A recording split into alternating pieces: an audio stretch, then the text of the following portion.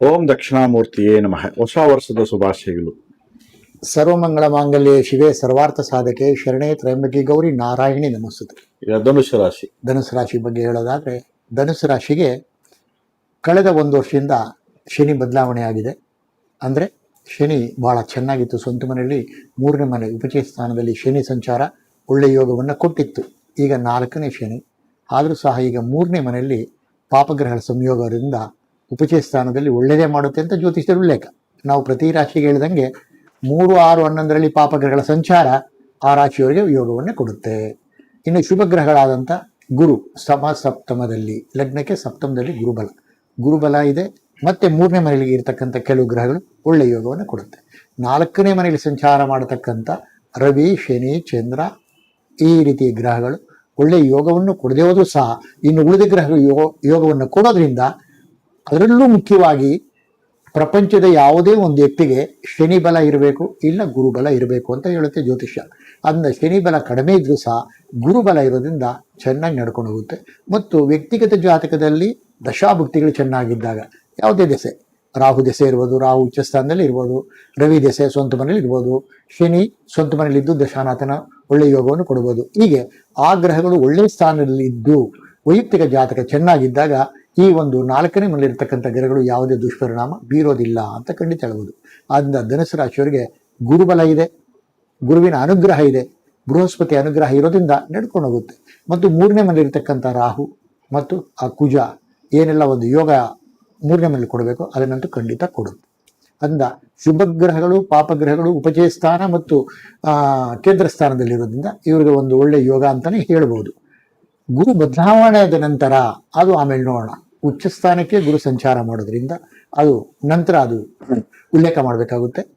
ಮತ್ತು ಪಾಪಗ್ರಹಗಳ ಸಂಯೋಗ 4ನೇ ಮನೆಯಲ್ಲಿದ್ದು ಅದು ಸ್ವಲ್ಪ ಎಡವಟ್ಟನ್ನು ಮಾಡ್ಬೋದು. ಅಂದರೆ ಹಣ ಉಳಿದೇ ಮಾಡ್ಬೋದು, ಬರ್ತಕ್ಕಂಥ ಹಣ ಉಳಿದೇ ಹೋಗುತ್ತೆ. ಯಾಕೆಂದರೆ 4ನೇ ಮನೆಯೇ ಸುಖ ಸ್ಥಾನ ಅಂತ, ವಾಹನ ಸ್ಥಾನ, ಮನೆ, ತಾಯಿ ಈ ರೀತಿಯ ಒಂದು ಸ್ಥಾನವನ್ನು ಅದು ನೋಡೋದ್ರಿಂದ ಚಂದ್ರನಿಂದ ಅಲ್ಲಿ ಒಂದು ಸ್ವಲ್ಪ ಪಾಪಗ್ರಹಗಳ ಸಂಯೋಗದಿಂದ ಸ್ವಲ್ಪ ಅಡೆತಡೆ ಆಗ್ಬೋದು, ನಿಧಾನ ಆಗ್ಬೋದು ಮತ್ತು ಒಂದು ಸಂಕಟದ ಪರಿಸ್ಥಿತಿ ಆಗ್ಬೋದೇ ವಿನಃ ಇನ್ನು ಉಳಿದ ಗ್ರಹಗಳು ಚೆನ್ನಾಗಿರೋದ್ರಿಂದ ಒಂದು ಒಳ್ಳೆಯ ಯೋಗವನ್ನು ನಿರೀಕ್ಷೆ ಮಾಡ್ಬೋದು ಅಂತ ಖಂಡಿತ ಹೇಳ್ಬೋದು. ಧನುಷ ರಾಶಿ.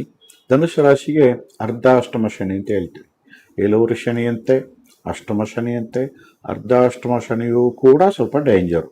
ಕಾರಣ ಯಾಕೆಂತಂದರೆ 4ರಲ್ಲಿರ್ತಕ್ಕಂಥ ಶನಿ ವಾಹನ, ಭೂಮಿ, ತಾಯಿ ಮತ್ತು ಸಣ್ಣ ಪುಟ್ಟ ಮಕ್ಕಳಿಗೆ ವಿದ್ಯೆ ಮತ್ತು ಗೃಹ ಈ ಎಲ್ಲದಕ್ಕೂ ಕೂಡ ಸ್ವಲ್ಪ ದೋಷ ಉಂಟು ಮಾಡುತ್ತೆ. ಹಾಗಾಗಿ ವಾಹನಗಳಲ್ಲಿ ಚಲಿಸುವಾಗ ನಿಧಾನ ತಾಳ್ಮೆಯಿಂದ ಓಡಾಡಬೇಕಾಗತ್ತೆ. ರಾತ್ರಿ ದೂರದ ಪ್ರಯಾಣವನ್ನು ಒಬ್ಬಂಟಿಯ ಹೋಗೋದನ್ನು ಅವಾಯ್ಡ್ ಮಾಡಬೇಕಾಗ್ತದೆ. ಗುಂಪಲ್ಲಿ ಹೋಗ್ಬೋದು, ಒಂದು ಬಸ್ಸಲ್ಲಿ, ಒಂದು ಟ್ರೈನಲ್ಲಿ ಹೋಗ್ಬೋದು. ಒಬ್ಬಂಟಿಯಾಗಿ ಒಂದು 2 ವೀಲರಲ್ಲಿ ಅಥವಾ ಪಿಕ್ನಿಕ್ ಹೋಗ್ತೀನಿ ಅಂತ ಹೇಳಿ ನೀವು ಮನೆ ಬಿಟ್ಟು ಒಬ್ಬರೇ ಹೋಗುವಂಥ ಸಂದರ್ಭದಲ್ಲಿ ಎಚ್ಚೆತ್ಕೋಬೇಕಾಗತ್ತೆ.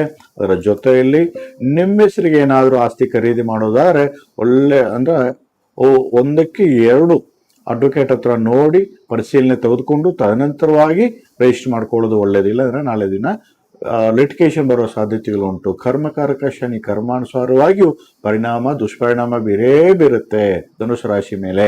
ಏಕೆಂದರೆ ದಶಮ ದೃಷ್ಟಿ ನಿಮ್ಮ ರಾಶಿ ಮೇಲೆ ಬೀರೋದು.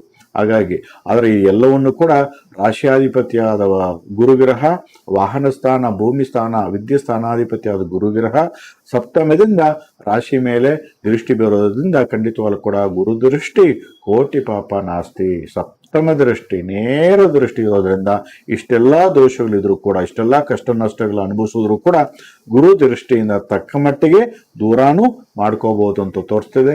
ಆದರೆ 3ರಲ್ಲಿರ್ತಕ್ಕಂಥ ರಾಹು ಬಿಡಬೇಕೆ, ಸಹೋದರ ಕಲಹ, ಅಕ್ಕ ತಂಗಿಂದ್ರು, ಅಣ್ಣ ತಮ್ಮಂದ್ರು ಮತ್ತು ಎಷ್ಟೇ ಧೈರ್ಯ ಮಾಡಿಕೊಂಡು ಮುನ್ನುಗ್ಗಿ ಮಾಡಿದ್ರೂ ಕೂಡ ವಿಘ್ನಗಳು ಉಂಟು ಮಾಡುತ್ತೆ, ಕಿರಿಕಿರಿ ಉಂಟು ಮಾಡುತ್ತೆ, ಮನಸ್ತಾಪಗಳು ಉಂಟು ಮಾಡುತ್ತೆ.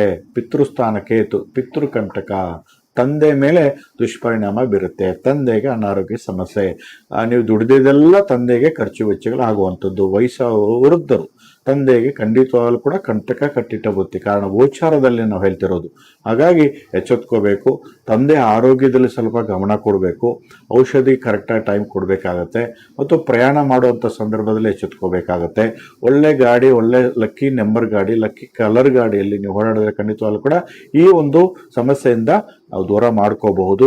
ಈ ವರ್ಷ ಪೂರ್ತಿ ನಿಮಗೆ ಓಂ ದಕ್ಷಿಣಾಮೂರ್ತಿಯೇ ನಮಃ, ಓಂ ಗುಂ ಗುರುವೇ ನಮಃ ಹಾಗೂ ಶಿವನ ಸಂಬಂಧವಾದ ದೇವಾಲಯಕ್ಕೆ ಹೋಗಿ ದರ್ಶನ ಮಾಡಿ ಬಂದರೆ ಈ ಸಮಸ್ಯೆಗಳನ್ನು ನಾವು ದೂರ ಮಾಡ್ಕೋಬಹುದು.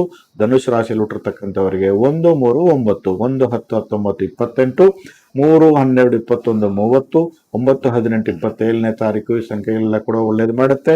ಯೆಲ್ಲೋ, ಆರೆಂಜ್, ಪರ್ಪಲ್, ರೆಡ್ ಈ ಬಣ್ಣಗಳು ಖಂಡಿತವಾಗ್ಲೂ ಕೂಡ ಬಳಕೆ ಮಾಡಿ ಈ ಅದೃಷ್ಟ ಬರಮಾಡ್ಕೋಬಹುದು. ಧನುಷ್ ರಾಶಿಯಲ್ಲಿ ಹುಟ್ಟಿರ್ತಕ್ಕಂಥವರಿಗೆ ಶುಭವಾಗಲಿ.